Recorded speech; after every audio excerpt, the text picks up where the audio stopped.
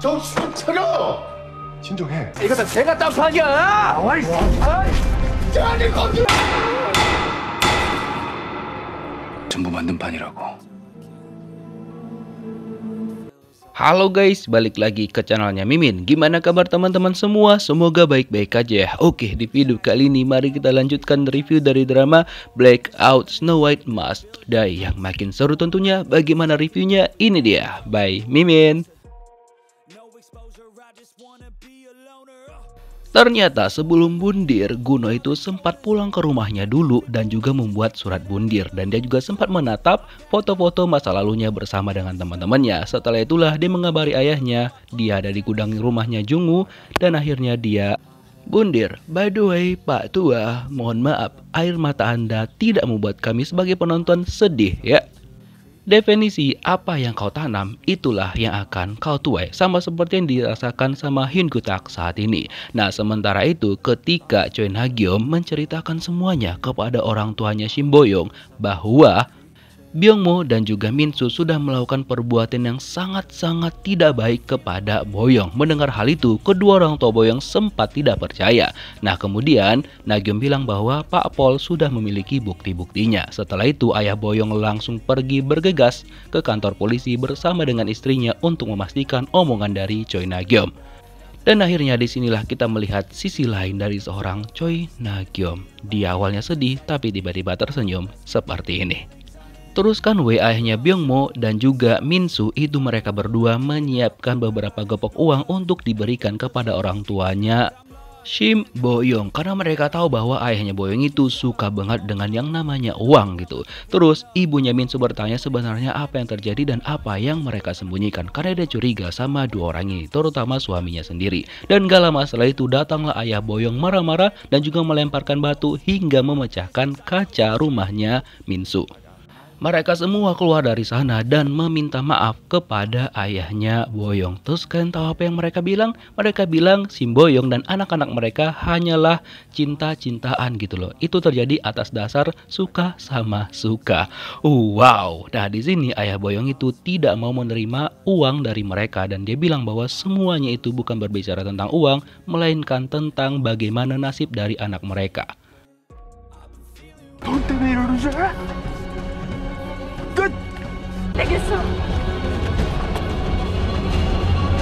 Setelah itu orang tuanya Bo-young pergi ke kantor polisi untuk memastikan semuanya setelah mereka koar-koar di sini. Nah, terus kan si Ha-sol setelah mendengar dan juga melihat kejadian itu, dia jadi kayak makin geram di sana dan juga makin gak nyangka bahwa orang-orang di sana sifatnya kayak dakjal semua. Dan ketika Ha-sol mau ngasih tahu sama Jungu, dia nelpon dan yang angkat adalah perawat rumah sakit. Betapa kagetnya Ha-sol mengetahui bahwa Jungu itu ternyata lagi dirawat lagi dan lagi di rumah sakit. Sementara itu No Sang-chol, Pak Kim dan yang lainnya pengen pergi ke tempat Guno, ke tempat ayahnya Guno, Hyun Gutak, karena kan mereka harus bersigap ke sana untuk melihat kejadian. Tapi pada waktu itu kan ada orang tuanya Bo-young, jadi Pak Kim lah yang melayani. Dan kalian tahu apa yang bilang Pak Kim? Walaupun DNA-nya Byung-mo dan juga Min-soo ditemukan di celana dalamnya Bo-young, tapi itu tidak mengartikan bahwa mereka lah yang nge-kill Shin Bo-young. Dan mereka juga melakukan itu suka sama suka dan tetap killernya adalah Jungu. Benar-benar dakjal kau ya. Setelah itu sampailah No Sang-chol di lokasinya Hyun Gutak. Dia mencoba untuk menghibur Hyun Gutak tapi dia nggak mau dan dia langsung pergi dari sana. Dan setelah itu Sang-chol mendapatkan telepon bahwa Go Jung-ho itu baru aja kecelakaan melalui Ha-sol. Nah, ternyata Hyun Gutak ya kan dia pergi ke rumahnya, ke kamar anaknya dia dan dia menemukan surat bundirnya anaknya. Dia bilang di suratnya bahwa penyebab Bo-young itu meninggoy adalah kelakuan dari Byung-mo dan juga Min-soo. Lalu dia pergi ke kantor polisi. Bertemulah dia dengan Byung-mo, lalu dia langsung nyekek Byung-mo karena dia kesel banget dan menyalahkan Byung-mo bahwa Guno itu meninggoy gara-gara kelakuan mereka. Dan disinilah diceritakan lebih jelas lagi guys. Ternyata pada waktu Guno balik ke gudang itu ternyata Bo-young udah diberkaus sama Byung-mo dan juga Minsu. Kemudian sebenarnya Guno itu pengen ngelapor sama ayahnya, pengen ngelapor ke polisi atas apa yang sudah mereka lakukan kepada teman mereka sendiri. Tapi kedua orang itu melarang Guno untuk melakukannya. Terus Boyong itu kan lari dan akhirnya dia terjatuh sendiri, kepentok kepalanya dan akhirnya dia pingsan. Terus mereka berdebat dan tiba-tiba ada orang yang datang. Nah, orang itu tuh yang kita nggak tahu siapa, ya kan? Nah, kemudian Hyun Gyu-tak pergi dari sana karena dia udah malas banget ngelihat wajahnya Byung-mo dan dia buka lagi surat bundir anaknya. Ternyata menurut Guno bahwa pada waktu itu ada juga Hyun Gyu-tak di lokasi kejadian. Setelah itu No Sang-chol datang ke rumahnya Hyun Gyu-tak dan dia tidak menemukan surat bundir dari Guno yang ternyata memang kan tadi sudah diambil sama Hyun Gyu-tak sendiri, padahal itu bisa dijadikan sebagai bukti penyelidikan. Nah, pas Hasol sampai ke rumah sakit, dia kaget dong, loh kok tiba-tiba ada Choi Na-gyom di sana, ya kan? Terus Na-gyom mengatakan sama dokter untuk meletakkan Go Jung-woo di kamar VVIP. Dan setelah itu dia menyuruh Hasol untuk pulang aja biar dia yang merawat Go Jung-woo gitu. Tapi Hasol yang nggak terlalu curiga, ya sudahlah dia biarkan Choi Na-gyom menjaga Go Jung-woo. Sangat-sangat obses banget dengan seorang Go Jung-woo. 잠깐. Keesokan harinya, Minsu dan juga Byung-mo akhirnya dibebaskan karena kan menurut pengacara mereka bahwa mereka melakukan itu dengan Shin Boyong hanya dasar atas suka sama suka. Tapi No Sang-chol bilang bahwa dia bakal menangkap mereka lagi, terutama Byung-mo. Dan ketika orang tua mereka menjemput, sama sekali nggak ada terlihat rasa bersalah di muka kedua dakjal-dakjal itu. Memang kampret. Setelah itu No Sang-chol mulai memeriksa bagaimana meninggonya Guno karena dia rasa itu agak aneh, apalagi harusnya kan ada ditemukan surat bundir tapi ini kok nggak ada gitu kan. Cuma rekan-rekannya nggak berani nyelidikin lebih lanjut karena Guno adalah anak dari atasan mereka. Tapi hal itu tidak berlaku untuk No Sang-chol. Walaupun itu anak atasannya dia tetap berani untuk mengusut hal tersebut karena memang cukup aneh. Nah, keesokan paginya itu ketika Choi Na-gyom lagi ngerawat Go Jung-woo, dia ditelepon sama CEO-nya, lalu dia pergi dari sana dan setelah itu bangunlah Go Jung-woo. Dia langsung nelpon No Sang-chol karena dia penasaran banget apa yang terjadi sama Guno dan dia juga dengar bahwa kedua orang temannya itu Byung-mo dan juga Minsu itu dibebaskan. No Sang-chol menyuruh Go Jung-woo untuk stay aja di sana biar dia yang kesana nyusul. Tapi karena Go Jung-woo benar-benar udah nggak sabaran dan dia pengen tahu cerita yang sebenarnya, dia malah keluar dari rumah sakit dan pergi ke mobilnya No Sang-chol ketika Sang-chol baru aja sampai di sana. Terus Sang-chol ngajak Go Jung-woo pergi ke rumahnya dan disinilah dia ceritakan apa yang terjadi sama Guno. Betapa kagetnya Go Jung-woo setelah mengetahui bahwa Guno itu ternyata udah nggak ada gara-gara dia itu bundir. Sebelum emosinya Jung-woo meledak, No Sang-chol minta Jung-woo untuk tenang karena mereka butuh tenang agar bisa menyelesaikan kasus ini. Nah, di sisi lain akhirnya pemakaman dari Guno itu diadakan dan dihadirin juga beberapa personil polisi termasuk si Pak Kim Dakjal ini, ya kan? Dan di sini terlihat Hyun Gyu-tak itu sedih, cuma kita kagak sedih, Pak. Oke? Pemakaman itu juga dihadirin sama Ibu Dewan, suaminya dan juga anggota-anggotanya.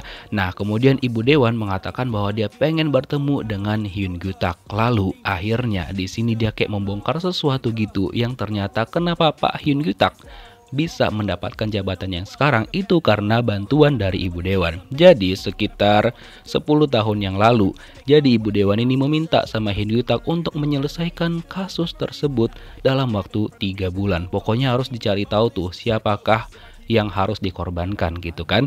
Setelah itulah Ibu Dewan menawarkan sama Hyun Gyu-tak untuk naik jabatan dan dia juga pasti mendapatkan keuntungan dari sana. Jadi mereka itu simbiosis mutualisme. Oleh karena itu, Ibu Dewan mengatakan sama Hyun Gyu-tak harus ikut bersamanya ke Suwon. Nah, Suwon itu apa? Kita belum tahu nih. Dan untuk Suwon sendiri keadaannya masih seperti ini dan dia akhirnya memutuskan untuk menggambar lagi. Semoga gambaran Suwon dan juga pernyataannya nanti bisa membantu untuk dalam penyelidikan tentang kasusnya Jung-woo.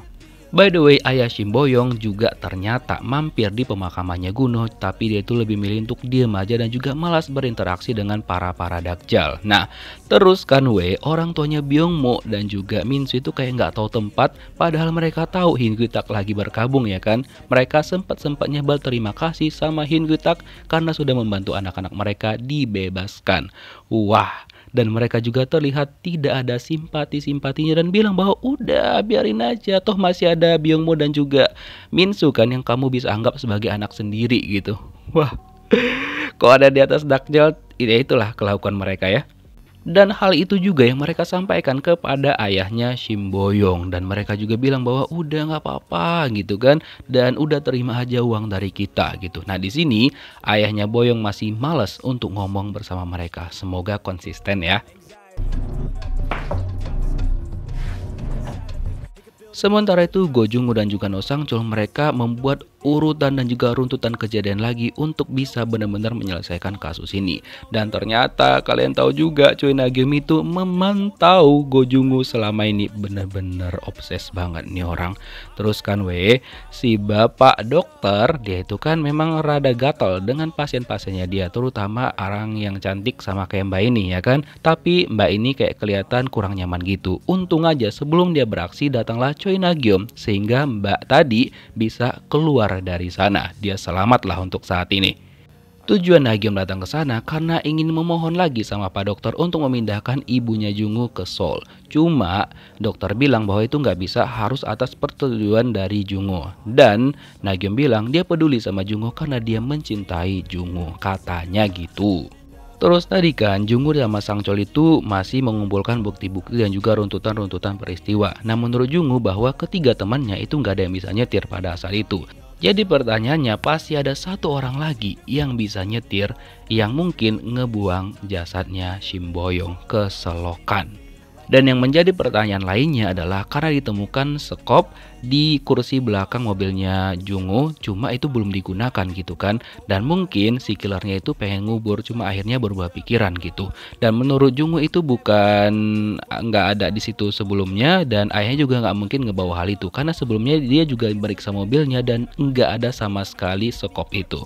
Apalagi cukup banyak barang-barang bukti yang dibilang sama polisi pada waktu itu, dan menurut Sang-chul itu hanyalah bukti tidak langsung dan bisa aja kayak dibuat-buat gitu loh. Dan hal lainnya adalah menurut Jung-woo, Boyong itu selalu ngabarin ibunya kemanapun dia pergi. Dan cukup aneh ketika mereka melihat pesan dari ibunya Boyong kepada dia pada waktu itu. Jadi kayaknya Boyong emang lagi berantem sama ibunya. Yeps, tebakan mereka tepat. Tapi mereka belum tahu apa penyebab Shim Boyong dan juga ibunya cekcok sehingga Shim Boyong tidak mengabari ibunya pada saat itu. 아저씨. Terus tiba-tiba Hyun Gyu-tak pergi bertemu sama Minsu. Nah di sini Hyun Gyu-tak bukannya tobat ya kan, bukan tobat dia guys, dia malah menyuruh Minsu untuk menjebak Byungmo dan mengatakan bahwa kalau misalkan Minsu sama keluarganya mau aman, ya sudah turuti perkataannya. Yeps, perkataannya adalah dengan mengatakan kepada polisi. Minsu menjawab pernyataannya dan bilang bahwa Byungmo yang nyuruh dia melakukan hal itu di masa lalu kepada Shim Boyong. Meninggonya Guno bukan membuka pikiran Pak tua ini, tapi malah semakin brutal. 늦게 출근하시네요, 누님. 잘 지내셨죠? Terus kan No Sang-chul bertemu sama ibunya Shim Boyong. Nah di sini sebenarnya dia pengen tanya-tanya nih, apakah betul Shim Boyong itu dulunya memang cekcok sama ibunya melalui pesan yang dia tunjukkan sama ibunya Boyong. Tapi ibu Boyong tetap bilang bahwa dia tidak bertemu dengan Shim Boyong pada hari itu. Benar-benar nih orang tua dakjal juga ya kan. Dia udah tahu anaknya itu udah kayak gitu dan dia nggak mau membantu dalam penyelidikan. Ya iyalah, kok dia ngaku dia bakal ketahuan kalau selingkuh sama Hyun Gyu-tak. Benar-benar egois mereka semua. Sementara itu Jung-woo pergi lagi ke lokasi dimana katanya kan dia itu sempat nabrak tiang gitu. Dan itu dikatakan sama Pak Kim Dakjal itu, si Luchnut itu kan. Nah setelah dia pikir-pikir kayaknya dia nggak pernah melakukan hal itu dan juga nggak pernah nabrak tiang pada saat itu. Apalagi ketika dia perhatikan kata-kata dari Pak Kim itu kayak kurang masuk akal aja. Terus yang seperti Mimin bilang tadi bahwa ayah Boyong itu harusnya konsisten dong ya kan. Tapi ternyata ini tuh dia mau menerima uang yang bakal diberikan oleh orang tuanya Byungmo dan juga Minsu.